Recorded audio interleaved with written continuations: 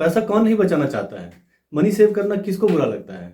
लेकिन दुर्भाग्यवश हम में से बहुत सारे लोग पैसा बचाने की कोशिश तो करते हैं बट पैसा बचा नहीं पाते हैं, और इसका मेन कारण है lack of financial education, lack of planning and bad spending habits. दोस्तों 80% लोग पैसा सेव करना चाहते हैं बट ओनली 15 to 20% लोग पैसा एक्चुअल में सेव कर पाते हैं। ऐसा क्यों होता है? ऐसा इसलिए होता है क्योंकि उनका कोई प्लानिंग नहीं होता है पैसे को लेके, कितना पैसा उनका इनकम है, कितना एक्सपेंस है, उसका कोई उनका ट्रैकिंग नहीं होता है, और इसीलिए वो अपने फाइनेंशियल सिचुएशन को डील करने में स्ट्रगल करते हैं। मुझे पता है पैसा सेव करना आसान काम नहीं होता है, बट स्पेशली जब आपका इनकम कम हो तो ये और भी डिफिकल्ट हो जाता है। लेकिन आज की इस वीडियो में मैं आपके साथ कुछ ऐसे टिप्स शेयर करने वाला हूँ जिसको यूज़ करके you will be able to save money even when your income is very low. So चाहे आपका इनकम कुछ भी हो, चाहे आपका इनकम कम हो या ज़्यादा हो, अगर आप पैसा सेव करने से स्ट्रगल कर रहे हैं एंड आपको लगता है कि लो इनकम में कोई पैसा कैसे सेव कर सकता है, तो ये आज का वीडियो आपके लिए है और ये वीडियो काफ़ी इंपॉर्टेंट होने वाला है।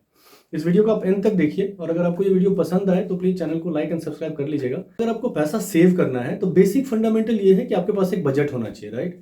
कि आप महीने में कितना पैसा स्पेंड करने वाले हैं, ये जब तक आपको पता नहीं होगा तो आप पैसा सेव कैसे करेंगे।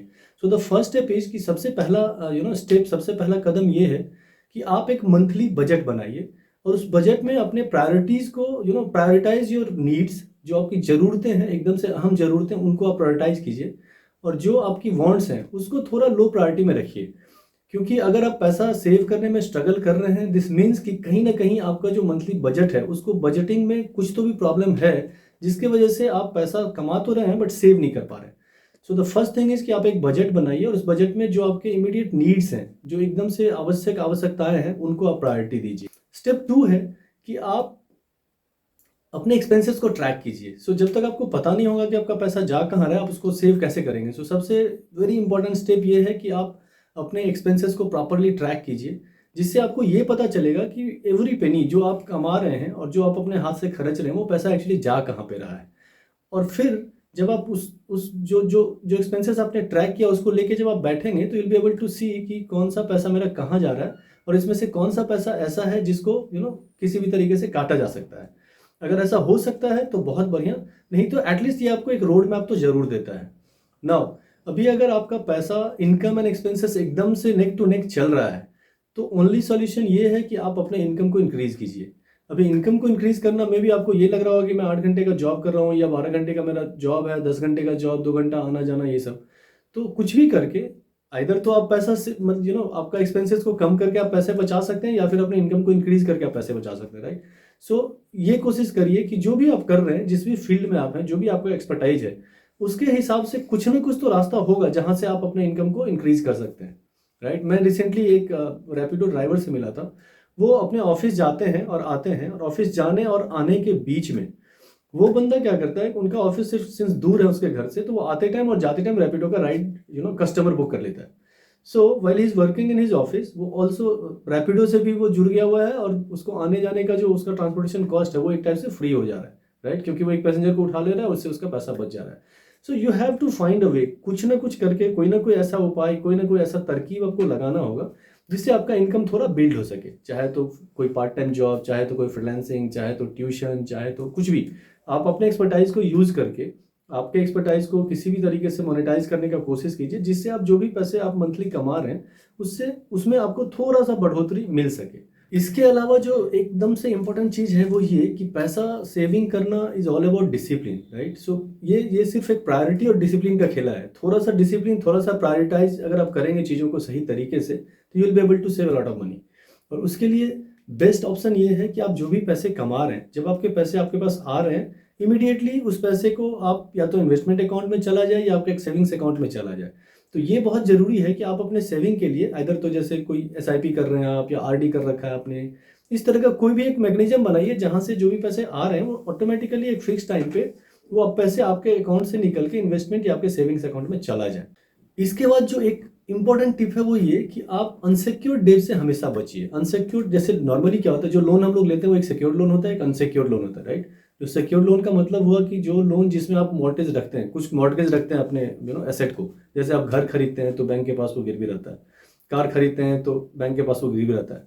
सो इन केसेस में क्या होता है कि जो सिक्योर्ड लोन जो है उनका रेट ऑफ इंटरेस्ट कम होता है, और जो अनसिक्योर्ड लोन है, जैसे आपका क्रेडिट कार्ड, कोई सिक्योरिटी आपने नहीं दिया है, वो आपके क्रेडिट हिस्ट्री को देख के उन्होंने आपको एक कार्ड दिया है, उसको आप यूज़ कर रहे हैं, राइट। सो इस तरह के जो एक्सपेंसेज आपके पर्सनल लोन्स, ये लोन काफ़ी एक्सपेंसिव होता है, इसका रेट ऑफ इंटरेस्ट बहुत ज़्यादा होता है। सो हर हाल में आपको कोशिश करना है कि मेरे को इस तरह के लोन को अवॉइड करना है। पहला तो लोन अवॉइड करना है, और अगर आपको लोन लेना पड़ रहा है फॉर एनी सिचुएशन जो आपने प्लान नहीं कर रखा था और कोई कारणों से, तो आप इस बात का प्रॉपर ध्यान रखिए कि आप सिक्योर्ड लोन लेने का कोशिश करिए व्हेन पॉसिबल, कि आप प्रॉपर एक फाइनेंशियल गोल बनाइए। आधे से ज़्यादा लोगों को पता नहीं होता है कि उनको करना क्या है, कब करना है और कितने पैसे चाहिए होगा। And financial planning is very very very important. इसके बिना आपका काम ही नहीं चलेगा। अगर आप, जैसे आपका अगर लो इनकम है और आप पैसे सेव नहीं कर पा रहे, या आपका हाई इनकम है फिर भी आप पैसे सेव नहीं कर पा रहे, उसका मेन रीज़न ये है क्योंकि आपके पास कोई प्लानिंग नहीं है। आप अपने आप को आज से 3 साल, 5 साल, 6 साल, 10 साल बाद आगे आप देख ही नहीं रहे हो कि मेरे को करना क्या है, मेरे को क्या क्या चाहिए, मेरे को क्या क्या मेरी ज़रूरतें हैं। फॉर एग्जाम्पल, आप एक घर खरीदना चाहते हैं, मे बी आज नहीं, 3 साल बाद या 5 साल बाद या 10 साल बाद। तो जब आप घर खरीदने जाएंगे तो you have to make a down payment, right. 20%, 25% तो आपको कम से कम अपने पॉकेट से पे करना है। 50 लाख का भी अगर आप फ्लैट लेने जाते हैं तो 10 से 15 लाख रुपए आपके पॉकेट से जाएंगे। उसके अलावा रजिस्ट्रेशन का कॉस्ट है, ये है, वो है। तो आप जब तक एक प्लान नहीं बनाएंगे, बच्चे का एजुकेशन है या इस तरह की कुछ भी ज़रूरतें हो सकती है, आपको कार खरीदनी है, आपको कुछ और वेकेशन पे जाना है अब्रॉड में, कुछ भी। सो एक फाइनेंशियल गोल तो आपके पास होना ही चाहिए, जिससे आपको ये पता रहे कि मेरे को इतना पैसा इस टाइम तक सेव करना है, या ये मेरा कॉर्पस का गोल है, इतना पैसा मेरे को चाहिए। और उसके हिसाब से, उस गोल के हिसाब से आप अपना स्ट्रैटेजीज बनाएंगे कि मेरे को मंथली कैसे सेव करना है, किस तरीके से सेव करना है, कहाँ पे सेक्रीफाइस करना है, कहाँ पे नहीं करना है। ये आपको एक रोड मैप देता है। तो फाइनेंशियल गोल होना बहुत बहुत बहुत ज़्यादा इंपॉर्टेंट है। तो दोस्तों, ये थे कुछ आसान टिप्स। इनको अगर आप यूज़ करेंगे तो I am sure it is not difficult. सबसे पहला चीज़ ये कि आप एक बजट बनाइए। Budget is very important. जब तक आपके पास आपका मंथली बजट नहीं होगा, आपको पता नहीं चलेगा कि आपका पैसे जा कहाँ रहे हैं, कितना पैसा आ रहा है और कहाँ चले जा रहे हैं। सो सबसे पहले एक बजट बनाइए जिससे आपको पता हो कि मेरे को मंथ में इतना पैसा तो इतना एक्सपेंसेस तो मेरे हैं ही हैं।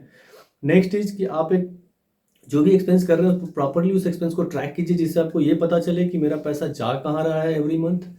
थर्ड इज, आप एक्सपेंसेस को कट डाउन करिए। अब देखिए कि ऐसे कौन कौन से एक्सपेंसेस हैं जिनको आप कट कर सकते हैं। वो सब्सक्रिप्शन हो सकता है, वो ट्रांसपोर्टेशन हो सकता है, वो 4 बार मॉल जाने का एक्सपेंस हो सकता है, वो ईटिंग आउट हो सकता है, बहुत सारे आप जब देखेंगे तो depending on your life style and your priorities आप देख सकते हैं कि मेरा कौन कौन सा एक्सपेंसेस ऐसा है जिसके बिना मेरा काम चल सकता है।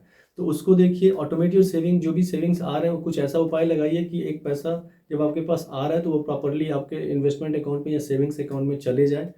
इसके अलावा आप ये करिए कि लोन को अवॉइड करने का कोशिश कीजिए हर हाल में। जहाँ तक पॉसिबल हो ईएमआई पे चीज़ें खरीदना is not a good habit. Lifestyle को अपग्रेड करने के लिए आप ईएमआई पे चीज़ों को खरीदते रहते हैं and then you know end up getting in the trap. So वो नहीं करना है आपको। इसके अलावा ये करना है कि आप फाइनेंशियल गोल सेट कीजिए। जब तक आपको पता नहीं होगा कि मेरे को 5 साल में या 3 साल में या 10 साल में कितने पैसे की ज़रूरत है, तब तक आपको सेव करने का कुछ रोड मैप ही नहीं मिलेगा। आपको लगेगा कि ये तो ज़रूरत है, ये भी ज़रूरत है, ये भी ज़रूरत है, और पूरा जो भी पैसे आप कमा रहे हैं उसको आप you and up spending that. तो वो पैसे आपके बच नहीं रहे, खर्चे होते जा रहे हैं हर महीने, क्योंकि आपके पास कोई रोड मैप नहीं। आपको पता ही नहीं है कि 3 साल के बाद मेरे को कितना पैसा चाहिए या कितने पैसे की ज़रूरत होगा। अगर आपका कोई क्वेश्चन है तो प्लीज़ कमेंट में लिखिए, और मैं उस क्वेश्चन का आंसर देने का कोशिश करूँगा। और साथ साथ अगर आपको ये वीडियो अच्छा लगे तो please like this video, share this video and channel को भी सब्सक्राइब करिए। Thank you. I will see you in the next video.